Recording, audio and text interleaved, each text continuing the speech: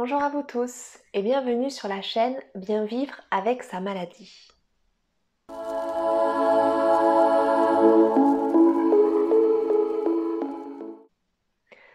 La vidéo de ce mois-ci va vous proposer 4 outils, 4 pistes pour pouvoir aller mieux ou en tout cas s'apaiser dans le contexte d'une maladie. 4 pistes à potentiellement suivre de manière progressive.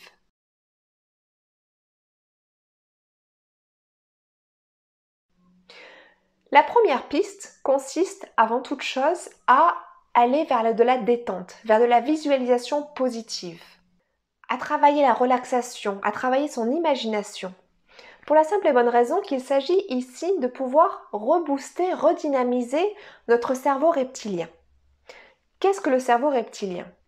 Notre cerveau reptilien est certainement le cerveau le plus ancien dans la vie de mammifère. Ce cerveau reptilien est absolument hors champ émotionnel. Son mot d'ordre, c'est impérativement la survie, notre survie. Par conséquent, il va agir par instinct. Il va prendre des décisions sur l'instant T de ce qu'il faut faire. Un petit peu cette notion très binaire, se battre ou fuir, se battre ou mourir. Par conséquent, il va mettre en place chez nous un mécanisme qui aussi vite va être mis en place, aussi vite après va être très vite oublié. C'est ce que nous allons manifester dans l'urgence, dans l'ici et maintenant pour vaincre. Forcément, cela va mettre beaucoup notre corps en tension, mais quelque part, il va mobiliser toute l'énergie dont nous avons besoin pour aller vers du mieux dans le contexte d'une maladie, puisqu'il va aller chercher en nous toutes nos ressources les plus profondes et va faire appel à notre instinct. Qu'est-ce qui est juste pour moi ? Qu'est-ce qui va me faire du bien là maintenant tout de suite pour m'apaiser ? Par conséquent, pour pouvoir activer ce cerveau reptilien et surtout pour pouvoir l'activer de manière positive, il va y avoir plusieurs manières pour pouvoir aller se détendre. La première, qui aujourd'hui est très courante, ça sera le yoga, si l'on est en mesure de le faire, en capacité de le faire. Mais aujourd'hui, il y a beaucoup d'autres outils. À travers la sophrorelaxation, j'accompagne beaucoup de personnes à travers la visualisation et la projection de la conscience vers une anticipation positive du futur. C'est-à-dire ici de dynamiser son corps, sa psyché, sa conscience vers une anticipation positive du futur.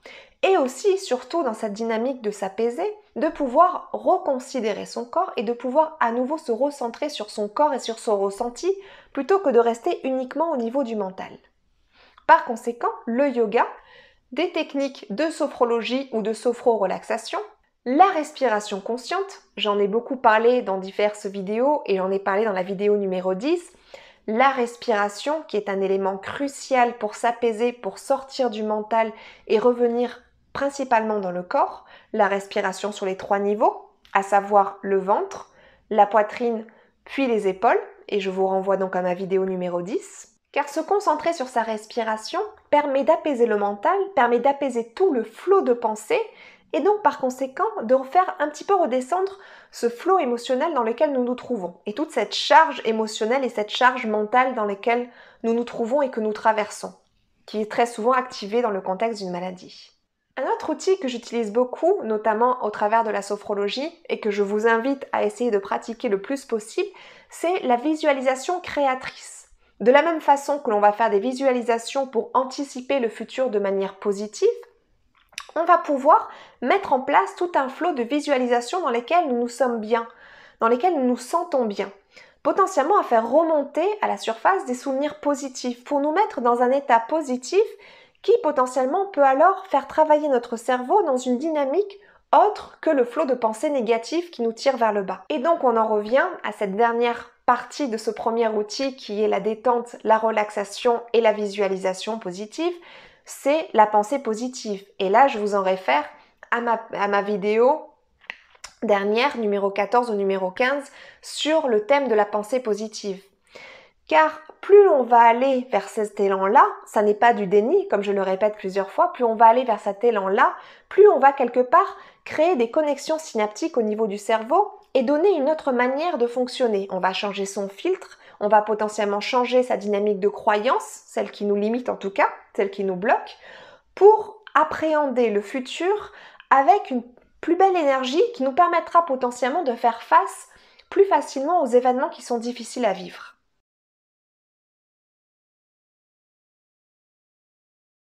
Le deuxième outil concerne la gestion du stress. Et potentiellement aussi, il va tourner autour de la communication, puisque parfois, une source de stress que l'on peut retrouver assez souvent, c'est lorsqu'il peut y avoir une mauvaise communication avec les autres, ou une mauvaise communication avec soi-même, me direz-vous. Je ne reviendrai jamais assez souvent là-dessus, le stress acidifie énormément le corps. Et en plus de ça, potentiellement, il peut aussi créer de l'inflammation. Vous savez, la colère, potentiellement, parfois le stress, la colère, tout ça peut être vecteur d'inflammation au niveau du corps. Il n'empêche qu'il y a un terrain médical à aller regarder, un terrain au niveau physique, il faut qu'on vienne aller voir avec votre médecin.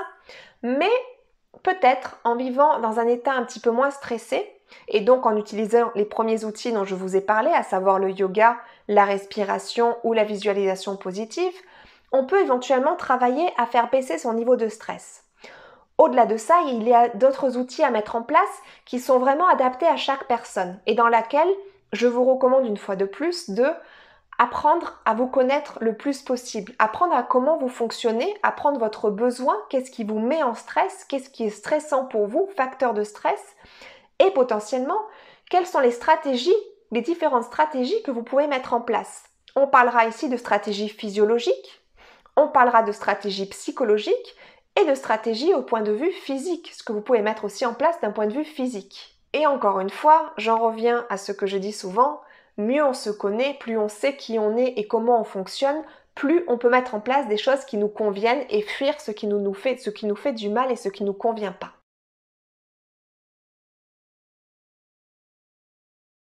Le troisième outil sera le développement de la compétence émotionnelle, c'est-à-dire apprendre à comprendre les émotions qui nous animent.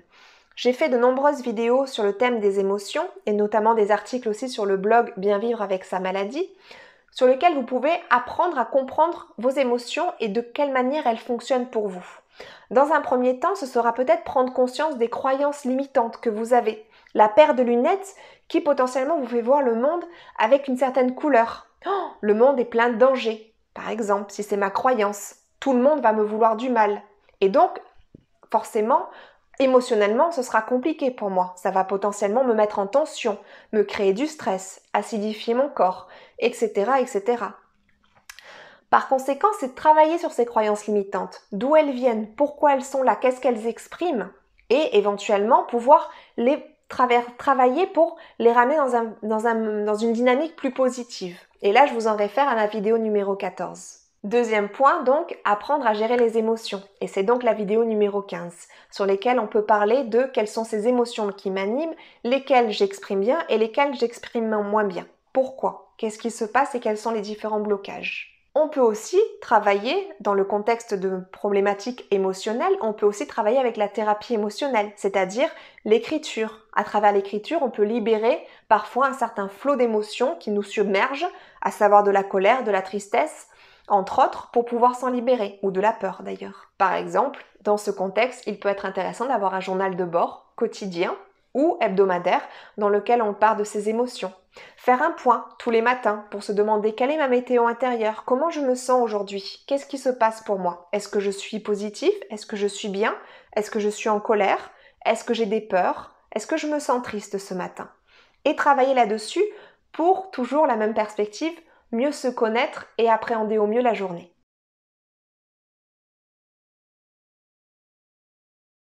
Et le quatrième outil que l'on peut faire dans un autre temps, donc en dernier, ce sera la capacité à se fixer des buts dans la vie. Ça rejoint quelque part l'anticipation positive du futur, la projection positive de notre futur.